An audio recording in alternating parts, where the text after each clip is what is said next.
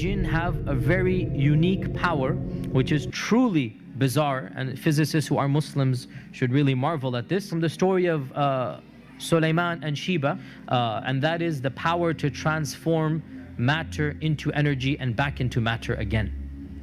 And that's something that we are trying to figure out how to do. E equals mc squared. Energy and matter are related, we know this. And the jinn have the power to do this. How do we know this? The throne. The throne of Bilqis, or the queen of Sheba.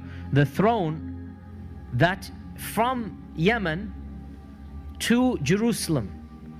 قال عفريت من الجن. Now, jinns, there are many levels, and ifrit are the most evil and the most powerful. Ifrit are what Western literature calls demons of the jinn. These are the worst of the worst. So the ifrit said, I can bring you the throne before you even stand up. Which makes total sense, physically speaking, from physics I mean. If the jinn can go and come back at the speed of light, and this one jinn is so powerful. Now again, this is my 2 cents. It is as if Allah is saying this is the max that any jinn can possibly do. Because Sulaiman had control over all the jinns. And one of them said, just one, which means the rest, they don't have that power, right? So we need to put things into perspective, that the jinns are not all of them so powerful. One only said that he can do this. That was the strongest and the best. So therefore we need to understand that what is the strength of the strongest jinn that maybe we have ever seen. He can pick up the throne of Sheba. Okay, in these days a crane can do that. I'm just saying, right? It's not as if the jinn can pick a star up or the moon. It's a physical strength that we can understand. And what was supernatural for us was what? Is that to transport it. And it is well known that this throne is going to be inside the palace, that if he were to take the throne, it would not be flying in the air. People are not going to see it flying. Rather, it would disappear there and appear in front of Sulaiman, which means what?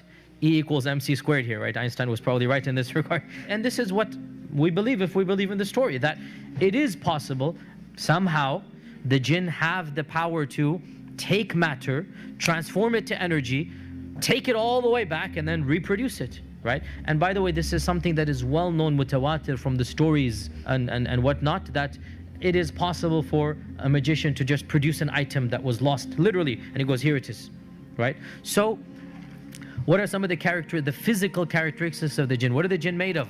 What type of fire? Smokeless fire. So if they're a type of energy, how fast can they go? Quite literally, the speed of light. Quite literally, they travel at the speed of light, right? If they're energy, then do physical structures block them? No. Just like my phone is working right now and we're inside the room, right? Just like radio waves, just like other waves are coming into this room, and the physical structure has nothing to do with them. They're made out of smokeless fire, so this makes them invisible to us, right? They have the capacity to transfer from one energy to another, so they can become physical, and they can be seen to us when they want to. So how do they do that? In our modern vernacular, they'll simply shift into the color spectrum of light waves. What is the only energy that we can see, I should say? It's a very small window, the colors of the spectrum, right? So the jinn have the capacity to just move their energy into that level, if you like, and they can then appear to us. They have the capacity to project their voice so that we can hear the energy of the sound, but it's all energy. So they are invisible, and Allah says in the Quran, إِنَّهُ يَرَاكُمْ هُوَ وَقَبِيلُهُ مِنْ حَيْثُ لَا تَرَوْنَهُمْ. Iblis and his tribe can see you from places you cannot see them. So in this regard, they have the upper hand. They can see you and you cannot see them. They can make their presence known to you. You don't have any clue where they are or not.